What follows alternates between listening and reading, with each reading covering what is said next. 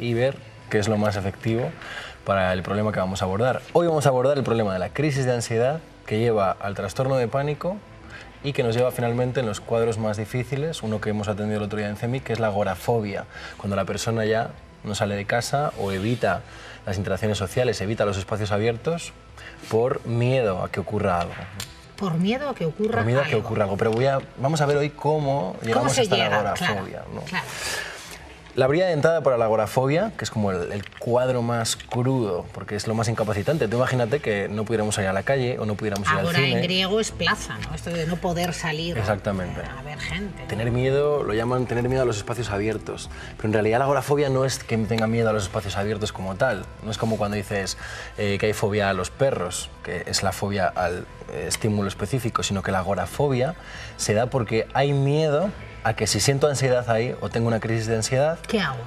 No pueda recibir ayuda médica o me dé un vaído y sea como muy embarazoso, ¿no? Que la gente me vea así, ¿no? Entonces muchas veces la persona piensa que se va a morir en esa situación y teme. O sea, que hay estadios dentro de lo que es... Hay estadios, exactamente. Vamos a verlo desde el principio. La crisis de ansiedad, la crisis de angustia, es un momento por el que ha pasado el 10% de la población. El 10% de la población ha sufrido una crisis de ansiedad. ¿Es mucho o poco? Bueno, es un dato, sería 1 de cada 10. O sea que un compañero de los que estamos aquí lo habríamos sufrido, ¿no? Una crisis de ansiedad. Pito, pito, gorgorito. Pito, pito, gorgorito. Entonces, el punto está en que esa crisis de ansiedad, ¿cómo se experimenta? Pues la vamos a experimentar con palpitaciones, la boca seca, un miedo a perder el control, un miedo a volvernos locos. Vemos a veces lucecitas, ¿no? Hay hormigueo en las manos, en las articulaciones. Y eso nos informa de que estamos pasando una crisis de ansiedad, una crisis de angustia. ¿Y qué es lo que nos provoca el que podamos llegar a ese momento tremendo, esa crisis de pues mira, sentirnos... Sabemos que estamos ante una crisis de angustia cuando no hay un motivo aparentemente amenazante en la situación o que sea peligroso y empezamos a experimentar todo eso, ¿no? Entonces, o sea, a menudo, no hay algo que nos lo produzca. No hay un león en la habitación, ¿no? Muchas veces decimos que yo tenga miedo no significa que haya un león en esta sala. ¿Vale? Sí. Como por ejemplo cuando vamos a hablar en público. Muchas personas pueden experimentar una crisis de angustia cuando van a tener que hablar en público. Entonces, de esa crisis de angustia, que es algo puntual, que puede ser algo puntual por lo que muchas personas hemos pasado en algún momento, pasamos al trastorno de pánico, que es ya empezar a experimentar crisis de angustia recurrentes, ¿vale? Y esto, los datos nos dicen que hasta un 3% de la población lo llega a sufrir. Es decir, que de ese 10% de la población total, nos quedaríamos ya en un 3% que llegan a desarrollar ese trastorno de pánico. Ese trastorno de pánico, cuando tú puedes buscar en internet información, te aparecerá información de muchísimos tipos, pero lo mejor siempre es consultar con un especialista en psicología clínica y de la salud, que te pueda evaluar. ¿Por qué? Porque la respuesta rápida va a ser intentar evitar esas crisis de ansiedad con medicación, con alcohol muchas veces. Muchos de los alcoholismos que vemos vienen porque la persona no ha sabido manejar, no ha sabido manejar esa ansiedad y se refugia en alcoholismo o en el consumo de marihuana, el consumo de cannabis, el consumo de automedicación. Entonces, esas crisis de angustia, cuando se hacen recurrentes, la persona empieza a montar un sistema de vida para no sentir ansiedad en absoluto, ¿no? Incluso dejando de ir a trabajar. El 50% de las bajas están relacionadas con ansiedad, con estrés y con depresión. ¿El 50%? El 50%. El 50% de las ausencias laborales están relacionadas con un problema que tiene que ver con la ansiedad. Y desde ahí, ya el paso más heavy es este, ¿no? El otro día, esta paciente que venía a CEMIC, ya el diagnóstico es de agorafobia, porque tanto miedo a tener esas crisis de angustia en los entornos sociales le han llevado a no salir de casa y estar todo el día en casa simplemente chateando por internet, leyendo... O sea, que es incapacitante absolutamente.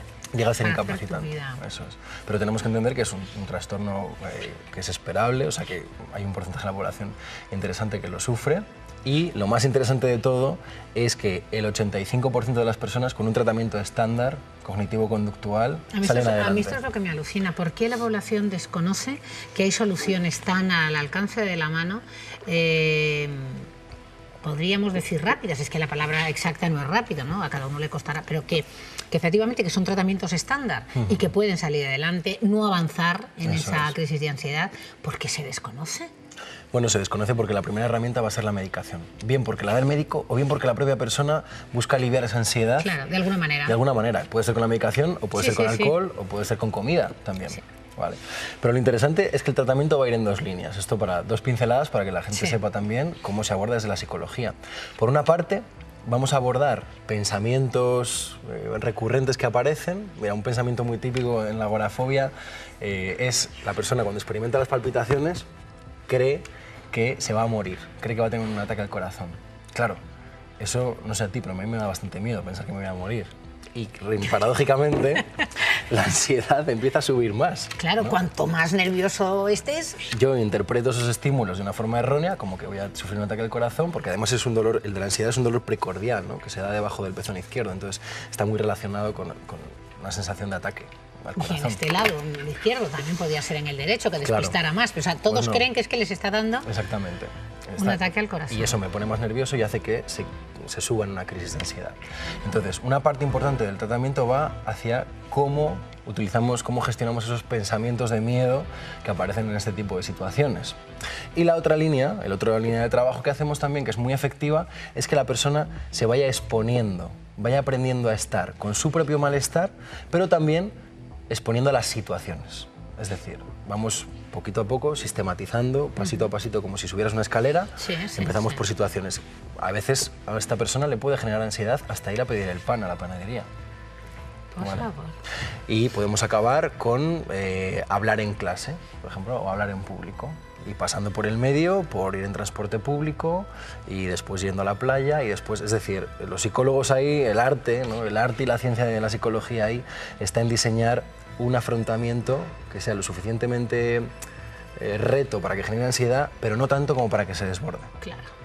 O sea, una especie de muletas que les vais dando unos recursos para ir poco a poco enfrentándose a esas situaciones, irlas sabiendo solventar, que también aumentará la confianza. Exactamente. Entiendo, pero no tampoco, claro... Claro, lo de la terapia de choque, que a veces los amigos lo intentan con muy buena intención, no, te vamos a hacer terapia de choque. Claro. En el choque puedes morir en esa terapia. Y en el choque, a veces, lo que habías avanzado los pasitos, lo has perdido, te caes para la escalera para atrás. ¿No? A mí me parece muy interesante, de verdad, que tengamos a nuestro alcance tratamientos psicológicos donde hay cero ingesta de medicamentos, de automedicación, de entrar en un bucle del que no podamos salir y que tengamos a buenos profesionales, a psicólogos, especialistas en estos temas que nos puedan ayudar en ese camino y además de forma pronta, que no son terapias que... Digo esto y insisto mucho, aunque entiendo que todo dependerá de la persona y de cómo esté Lucas, porque quizás los telespectadores pueden decir, bueno, es que te metes en un psicólogo y te puedes estar 2 años, como en las películas americanas, que voy a mi psicoanalista, que no, que esto es un tratamiento para cuestiones... Yo ahí siempre digo que la prueba del algodón es que si tú en 3 meses de terapia no observas una mejora, cambia, sal de ahí. Claro. ¿Vale? O sea, eso, el profesional se debería dar cuenta, pero si el profesional no se da cuenta, ya te puedes dar cuenta tú. Que no es el profesional adecuado. Que no es el profesional. Y oye, no todas las terapias siempre funcionan al 100%, pero sí que hay protocolos que están científicamente avalados y que, por lo tanto, aumentan la probabilidad. No es lo mismo intentarte curar un brazo roto como pasándote unas ortigas, que yendo a la medicina, ¿no? Y es que haciendo la escayola y haciendo los tratamientos de rehabilitación. Evidentemente, y que luego hay profesionales maravillosos que tienen ya a sus espaldas mucha experiencia y que sin duda también vamos a tiro hecho. Gracias, Lucas Burgueño. A vosotros.